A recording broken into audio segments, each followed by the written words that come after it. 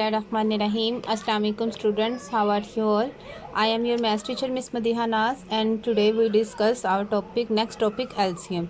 LCM by common multiples of 8 and 12. जैसे हमने HCF अपने लास्ट लेक्चर में पढ़े थे कॉमन मल्टीपल्स के थ्रू, वैसे ही अब हमने वो पढ़ना है LCM पढ़ना है कॉमन मल्टीपल्स के थ्रू।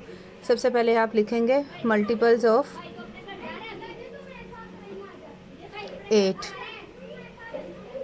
ठीक है। फिर लिखेंगे मल्टीपल्स ऑफ 12, फिर कॉमन मल्टीपल्स और एलसीएम करेंगे कैसे, जैसे मैंने आपको बताया था कि मल्टीपल्स में आप ये चेक करते हैं कि वैल्यू आपकी कौन कौन से टेबल पे आती है। जैसे 8 1 के टेबल में आता है, 2 के टेबल में आता है, 4 के टेबल में आता है और 8 के टेबल में आता है बस। 12 1 के टेबल में आता है, 2 के टेबल में, 3 में, 4 में, 6 में और उसके बाद 7 8 9 10 11 उसके बाद 12 में आता है। क्लियर है।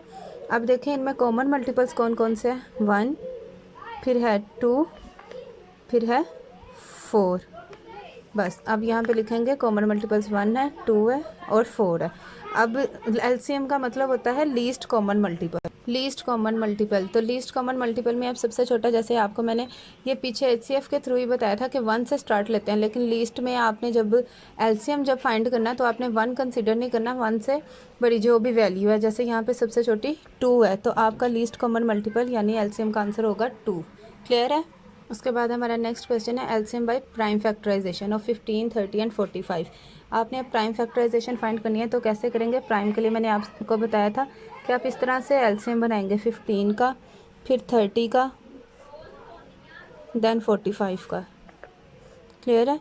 अब उसके बाद क्या करेंगे, ये तीनों बनाने के बाद देखना आपने 15 किस टेबल पे जाएगा। एक चीज़ याद रखनी है, जिस भी वैल्यू के लास्ट पे 5 या 0 आए वो 5 के टेबल पे इजीली चले जाता है। 15 है, अब ये 3 के टेबल पे भी जा सकता है 15 और 5 पे भी जा सकता है, इट्स अप टू यू।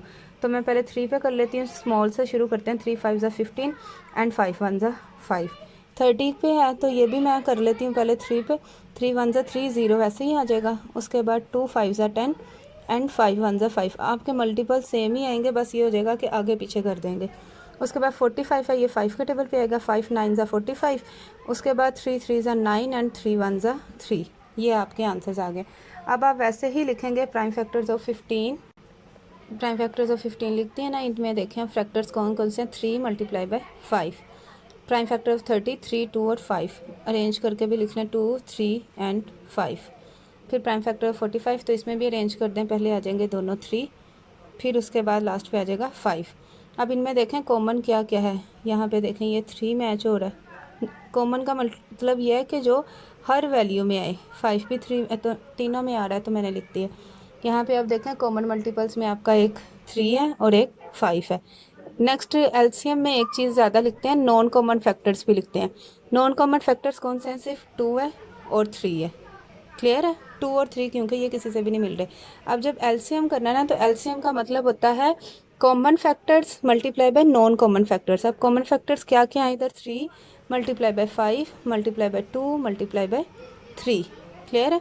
तो इसका आंसर क्या आएगा, 3 5 15, 15 2 30 एंड 33 90। तो आपका एलसीएम क्या आ जाएगा, 19। आई होप कि आपको एलसीएम के ये दोनों मेथड अच्छे तरीके से समझ आ गई होगी। टेक केयर, अल्लाह हाफिज़।